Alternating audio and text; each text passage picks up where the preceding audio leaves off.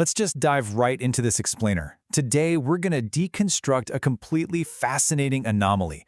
We're looking at how a dry, clinical psychology report, one that was literally written in just 9 days, somehow transformed into one of the most widely read books in all of human history. Yeah, we're talking about Viktor Frankl's Man's Search for Meaning. But listen, we aren't just going to rehash the philosophy today. Instead, we're going to tear down the structural architecture of its massive success. I mean, just look at this number, over 16 million copies sold across 52 languages. In the publishing world, that is a massive statistical anomaly, especially for a book rooted in psychiatric theory and Holocaust survival. So you gotta ask yourself, how does a book like this achieve such profound, enduring global scale? To figure this out, we're going to follow a strategic teardown. We'll start with the bestseller anomaly, and then unpack the 4 pillars: earned authority, narrative pipeline, institutional embedding, and crisis timing, before wrapping it all up with the impact blueprint. All right, Section 1, the bestseller anomaly. Here's the thing about clinical psychology. It is notoriously dry, super dense, and honestly, incredibly hard to scale to the masses.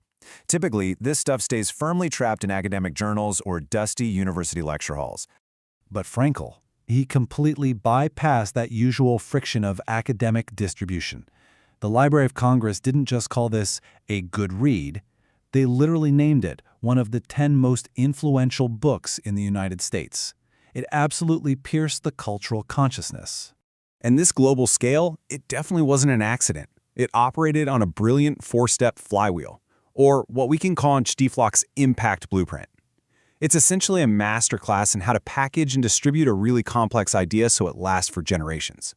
So let's break down each step of this blueprint, starting right at the foundation. Moving to Section 2, Pillar 1, earned authority. Whenever you introduce a brand new psychological framework, the absolute first hurdle is proving that it actually, works in the real world. And Frankl's authority, it wasn't just theoretical. He wasn't just sitting in a cozy Vienna clinic studying these concepts. He stress-tested his own clinical theories on survival and meaning while actually enduring 4 different Nazi concentration camps, including Auschwitz.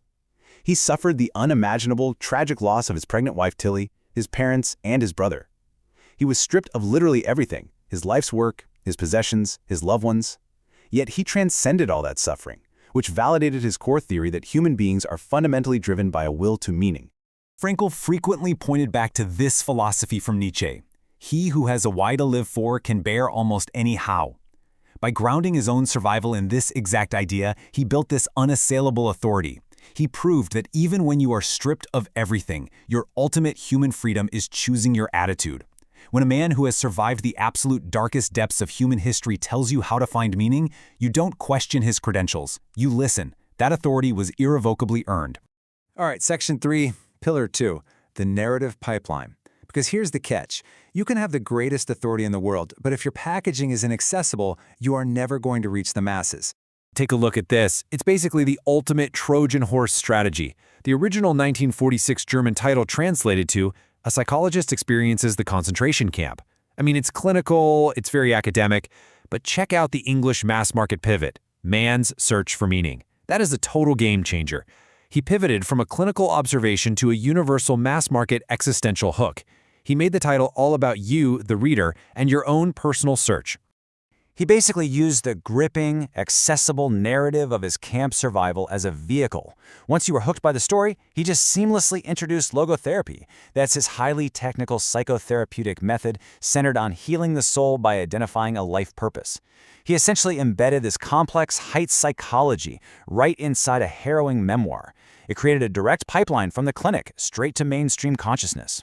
Plus, he gave readers these highly actionable frameworks. He broke meaning down into what we can think of as the 3 wells: pursuing a life task that literally only you can fulfill, loving others selflessly to help them actualize their potential, and choosing to suffer bravely when facing unavoidable hardship. He wove these technical concepts into his tragic story so naturally, proving that success and happiness really just ensue as an unintended side effect of dedicating yourself to a cause greater than yourself. I mean, it is just brilliant product design for a philosophical concept. Okay, Section 4, Pillar 3, institutional embedding. You know, a typical bestseller spikes and then fades away, but a true legacy text embeds itself right into systems to guarantee cyclical readership. This right here is the ultimate B2B business-to-business distribution model. Frankl's work didn't just appeal to casual weekend readers.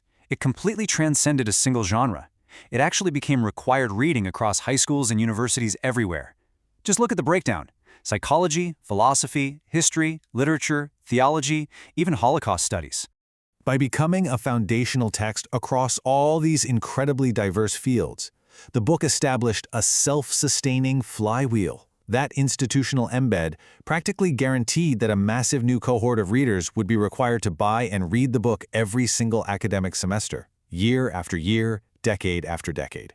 It wasn't just relying on word of mouth anymore. It was structurally integrated into the education system itself. Which brings us to Section 5, Pillar 4, Crisis Timing. So why does the book's relevance constantly spike? Well, it's because human cultural moods are always shifting between periods of boom and periods of deep, deep anxiety. Frankl noticed that modern society frequently suffers from this existential void. It's a frustration characterized by profound inner emptiness, boredom, and despair that just rushes in when we lack a why. It's kind of like a poisonous gas filling a room. This despair leads to addiction, depression, and aggression. And his book? It acts as the ultimate cultural barometer for all this anxiety. Actually, when he was interviewed by American TV reporters about his massive bestseller status, Frankl totally deflected. He didn't view it as some grand personal achievement at all. Instead, he saw it as hard, strategic evidence of the misery of our time. He knew his book was perfectly anchored to solve the cyclical crises of humanity. Whenever society hits a collective wall of despair, this book is just there, waiting as the exact antidote we need. Let's wrap this up in Section 6, the Impact Blueprint. Because honestly, if you want to make a lasting impact with any message, Frankl's playbook is laid out right here. This 16 million copy juggernaut works so beautifully because it is an entirely interconnected system. Think about it. The extreme unassailable authority validates the personal narrative. Then, that accessible narrative ensures cross-functional institutional embedding. And finally, that institutional embedding meets the cyclical timing of societal crises over and over again. It is a total masterpiece of both psychological insight and strategic distribution. So, as we reflect on this masterclass today, looking at exactly how Viktor Frankl engineered an anchor for the human soul, I want to turn it back to you.